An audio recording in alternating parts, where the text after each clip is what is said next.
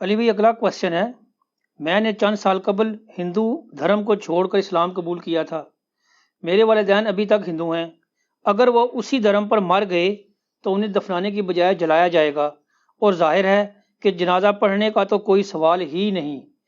پوچھنا یہ ہے کہ کیا اللہ، کوئی مسلم بیٹا اپنے ہندو ماں باپ کی جلانے والی اس رسم میں شریک ہو سکتا ہے؟ پہلے تو جی آپ اللہ کا شکر ادا کریں کہ اللہ نے آپ کو مرنے سے پہلے توحید کی دولت عطا فرمائی ہے، اور یقیناً ایک تکلیف دہ چیز ہے جس کو توحید کی چاشنی مل جائے تو اس کی تو خواہش ہوتی ہے کہ سب سے پہلے اپنے قریبی رشتہ داروں کے اوپر اسے پیش کرے، اور صرف چاشنی کا مسئلہ ہوتا تو تب بھی اگنور کیا جا سکتا تھا، اس کے ساتھ ہمیشہ کی کامیابیاں اور ناکامیاں جڑی ہوئی ہیں۔ اگر توحید کی صرف مٹھاس ہی ہوتی نا تو کوئی ایشو نہیں تھا، لیکن توحید کی اس مٹھاس سے روگردانی کرنے والے کے لیے ہمیشہ کی جہنم کا ہونا یہ بہت خطرناک معاملہ ہے۔ اللہم اجرنا من النار۔ تو ظاہر ہے کہ اس طرح کے کئی اور بھائی ہیں جن کا یہ ایشو ہے کہ انہوں نے اسلام قبول کر لیا ہے، ہم سے بھی ای میلز پہ رابطہ کرتے رہتے ہیں، اور آہستہ آہستہ میں ان سے یہ کہتا ہوں کہ محبت کے ساتھ دعوت دیں۔ صحیح بخاری اور مسلم دونوں میں حدیث موجود ہے، ایک صحابیہ حضور سے آ کے عرض کرتی ہیں کہ یا رسول اللہ میرے جو ماں ہے وہ مشرک ہے، تو میں اس کے ساتھ حسن سلوک کروں؟ تو آپ نے فرمایا تم حسن سلوک اس کے ساتھ کرو دنیاوی اعتبار سے، باقی توحید پہ آپ نے کوئی کمپرومائز نہیں کرنا۔ اور قرآن حکیم میں واضح اللہ تعالیٰ نے سورہ توبہ کے اندر آیت نمبر 23 اور 24 ہے، میں تو اس انداز سے بیان نہیں کر سکتا جس طرح ڈاکٹر اسرار صاحب کیا کرتے تھے، بڑے اگریسو انداز کے اندر۔ حقیقت بات ہے کہ وہ انہی کا خاصہ تھا۔ یہ آیت نمبر 23 ہے، اعوذ باللہ من الشیطان الرجیم، سورہ توبہ، ننگی تلوار ہے جی سورہ توبہ۔ یا ایھا الذین آمنوا لا تتخذوا آباءکم واخوانکم اولیاء، اے ایمان والو اپنے ماں باپ کو اور اپنے بھائیوں کو مت دوست بناؤ اپنا، ان استحبوا الکفر علی الایمان، اگر وہ ایمان کے مقابلے پر کفر کو اختیار کر لیں، اس سے محبت کریں۔ وَمَن يَتَوَلَّهُمْ مِنْكُمْ فَأُولَٰئِكَ هُمُ الظَّالِمُونَ، اور جو کوئی ان کے ساتھ اس طرح کی کوئی دوستی گانٹھ لے گا تم میں سے تو وہ انہی میں سے یعنی شمار کیا جائے گا، اس اعتبار سے کہ اللہ تعالیٰ پھر ایسے لوگوں کو ظالم شمار کرے گا۔ تو واضح فرما دیا کہ ماں باپ ہوں جو مرضی، اور اس سے جو اگلی آیت ہے نا وہ آیت ہے جو ڈاکٹر سرار صاحب بھی بیان کرتے تھے، سورہ توبہ کی 24 نمبر آیت، قُلْ إِنْ كَانَ آبَاؤُكُمْ وَأَبْنَاؤُكُمْ وَإِخْوَانُكُمْ وَأَزْوَاجُكُمْ وَعَشِيرَتُكُمْ وَأَمْوَالُ اقْتَرَفْتُمُوهَا وَتِجَارَةٌ تَخْشَوْنَ كَسَادَهَا وَمَسَاكِنُ تَرْضَوْنَهَا أَحَبَّ إِلَيْكُم مِّنَ اللَّهِ وَرَسُولِهِ وَجِهَادٍ فِي سَبِيلِهِ فَتَرَبَّصُوا حَتَّى يَأْتِيَ اللَّهُ بِأَمْرِهِ۔ اے نبی تم فرما دو کہ اگر تمہارے ماں باپ، تمہاری اولاد، تمہارے بھائی، تمہاری بیویاں، تمہارے رشتہ دار اور تمہارے وہ مال جو تم نے بڑی محنت سے کمائے ہیں، اور وہ تجارت جس کی مندی کا تمہیں خدشہ لگا رہتا ہے، اور وہ گھر جو تمہیں بڑے پسندیدہ ہیں، اگر یہ چیزیں اللہ اور اس کے رسول اور اس کی راہ میں جہاد کرنے سے بڑھ کر تمہیں محبوب ہیں تو پھر انتظار کرو۔ ڈاکٹر صاحب کہتے ہیں پھر دفع ہو جاؤ اور انتظار کرو۔ باقی وہ فتربصوا یہاں تک کہ اللہ اپنا حکم عذاب لے آئے۔ واللہ لا یہدی القوم الظالمین، اللہ تعالیٰ ظالم قوم کو کبھی ہدایت نہیں دیتا جو خود گمراہی کے اوپر تلی ہوئی ہو۔ یہ سورہ توبہ ہی سر اینڈ پہ جا کے نا اسی اسپیسیفک کوشچن کے حوالے سے ایک آیت آتی ہے، وہ بھی میں بیان کر دیتا ہوں آپ کو۔ المستدرک للحاکم میں حدیث ہے، مولا علی سے کسی نے پوچھا یہ سورہ توبہ سے پہلے بسم اللہ کیوں نہیں ہے؟ تو مولا علی نے فرمایا کہ سورہ توبہ جو ہے وہ تو ننگی تلوار کے ساتھ نازل ہوئی ہے، یعنی اس میں تو کہا کہ 4 مہینے کا ٹائم ہے، یا تو اسلام قبول کرو ورنہ عذاب استحصال آئے گا اور قتل کیے جائیں گے۔ تو وہ کہتے ہیں جو نازل ہی ننگی تلوار کے ساتھ ہوئی ہے تو وہ اللہ کی صفت رحمان اور رحیم کے ساتھ اس کا آغاز کیسے ہو سکتا تھا؟ سورہ توبہ میں جناب اینڈ پہ جا کے آیات آتی ہیں 113 اور 114، ما کان لنبی والذین آمنوا، کسی نبی کے شایان شان نہیں ہے، نہ کسی ایمان والے کے، ان یستغفروا للمشرکین، کہ وہ دعائے استغفار کریں کسی مشرک کے لیے، ولو کانوا اولی قربا، چاہے وہ اس کا قریبی رشتہ دار ہی کیوں نہ ہو، من بعد ما تبین لهم انہم اصحاب الجحیم، جب کہ اس پہ یہ بات کھل جائے کہ وہ اب دوزخی ہے۔ ظاہر ہے اب جو ہندو مت کے اوپر یا بت پرستی پہ مر گیا تو اب اس کے لیے نہ تو جنازہ نہ دعائے مغفرت ہو سکتی ہے۔ زندگی میں آپ اس کے لیے دعا کر سکتے ہیں کہ اللہ اسے ہدایت دے، مرنے کے بعد نہیں۔ پھر اللہ نے فرمایا وما کان استغفار ابراہیم لابی، اور جہاں تک تعلق ہے ابراہیم کا اپنے باپ کے لیے جو کہ مشرک تھا، اس کے لیے دعا کرنا، الا عن موعدۃ وعدها ایاہ، وہ اس وعدے کے سبب تھا جو اس نے کیا تھا۔ وہ سورہ مریم میں آتا ہے نا کہ ابراہیم کے باپ نے کہا کہ میں تمہیں سنسار کر دوں گا، نکل جا ادھر سے۔ وہ بڑی دردناک گفتگو ہے کہ ابا جان ہدایت قبول کریں، آپ شیطان کے راستے پہ چل گئے، میرے پاس وہ علم آیا جو آپ کے پاس نہیں ہے، میں آپ کو جنت کی طرف بلا رہا ہوں۔ اینڈ پہ ان کا نکل جائے ادھر سے، تو انہوں نے کہا کہ میں نکل تو رہا ہوں، میں آپ کے لیے دعا کرتا رہوں گا۔ تو اللہ تعالیٰ ہمارا کہ ابراہیم جو دعا کرتے رہے نا، وہ انہوں نے اپنے باپ سے ایک وعدہ کیا تھا، فلما تبین لہ انہ عدو للہ، لیکن جب اس پہ یہ کھل گیا کہ وہ اللہ کا دشمن ہے پکا، تبرأ منہ، تو انہوں نے پھر اعلان برات کر دیا۔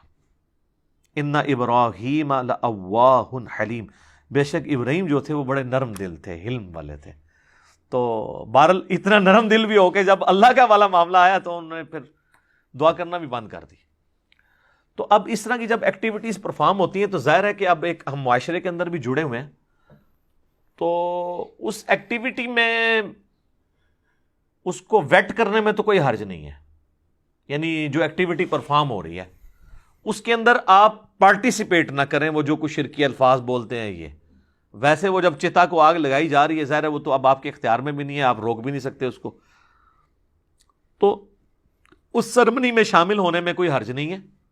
بہرحال اس کے اندر جو کچھ وہ کر رہے ہیں بول رہے ہیں وہ آپ نہ کریں، آپ اس کو اسی طریقے سے ویٹ کریں جس طرح کسی جگہ پہ آگ لگی ہوئی ہے تو آپ کھڑے ہوئے، وہاں موجودگی آپ کی اس لیے بھی ضروری ہے اس اعتبار سے کہ وہ پھر آپ سوشلی دعوت تو کبھی بھی پیش نہیں کر سکیں گے، باقی ان کی وہ جو رسومات ہیں اس کا آپ حصہ نہ بنے کہ بھی وہ بیٹا جا کے تو جناب جا کے چتا کو آگ لگائے گا، آپ نہ لگائیں، کیونکہ اسلام میں تو آپ اس طرح لاش کو آگ نہیں لگا سکتے،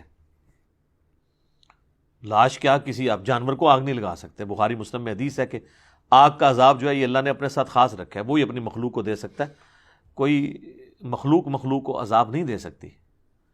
تو وہ آپ اس ایکٹیویٹی کا حصہ نہ بنیں، ویٹ کرنے کے لیے وہاں ضرور کہیں پیچھے جا کے کھڑے ہو جائیں، وہ ہم بھی یہاں پہ کرنا پڑتا ہے۔ جنازے کے بعد یہ لوگ اجتماعی دعا مانگتے ہیں اور وہ سہارا لیتے ہیں ابو داؤد کی حدیث سے کہ جب جنازہ پڑھو تو خوب لجاجت سے دعا کرو۔ وہ تو ہے کہ جنازے کے اندر جو دعا ہے نا وہ آپ نے لجاجت سے کرنی ہے، یہ نہیں ہے کہ جنازہ پڑھ کے فارغ ہوئے پھر دعا کے لیے بیٹھ گئے آپ اجتماعی۔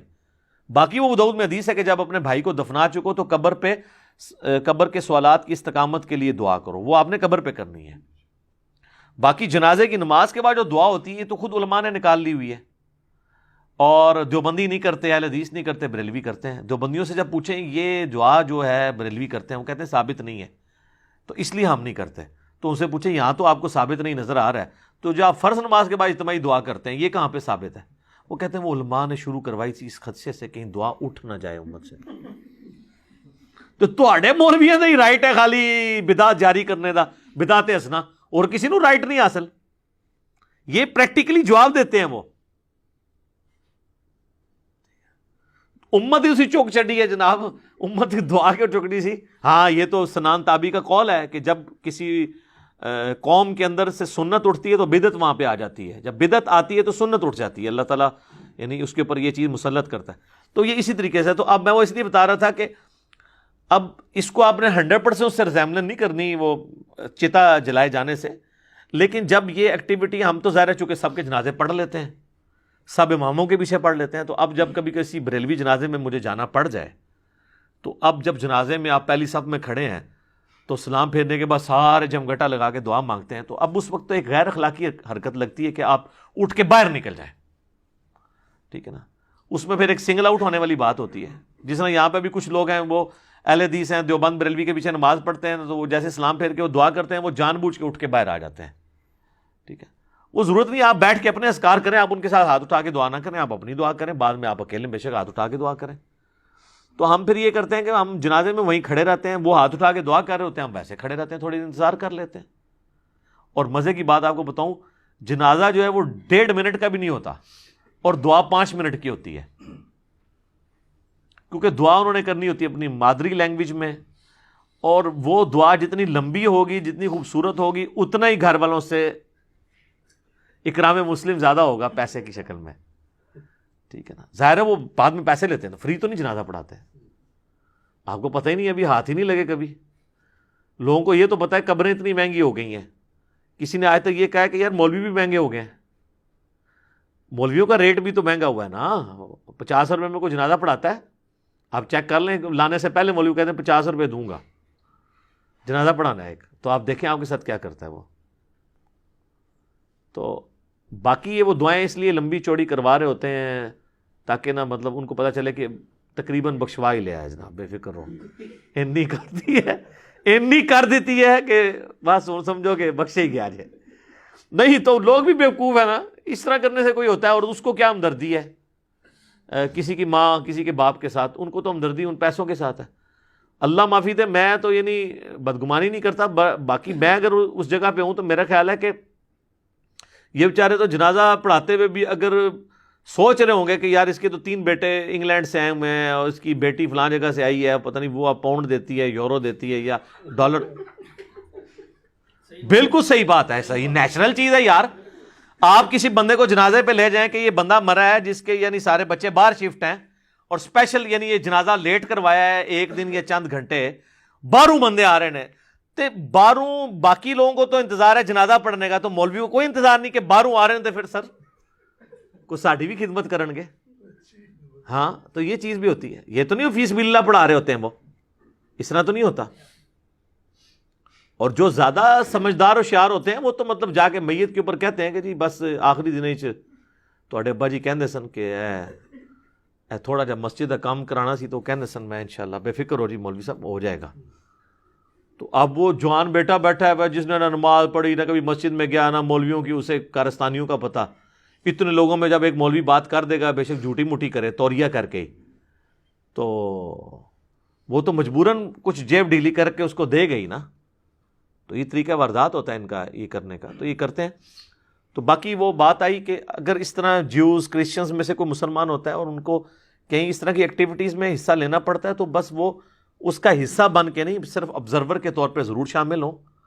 وہ بھی نہیں، بالکل پیچھے ہٹنے والی بات بھی نہیں ہے، اور اس کے اندر ہی پارٹیسپیٹ نہ کریں، کیونکہ وہ تو پھر قرآن پاک کی میں نے یاد پڑھ دی ہے کہ جو کفر پہ مرا ہے، شرک کے اوپر مرا ہے، اس کے ساتھ تو آپ اس طرح کا معاملہ نہیں کر سکتے.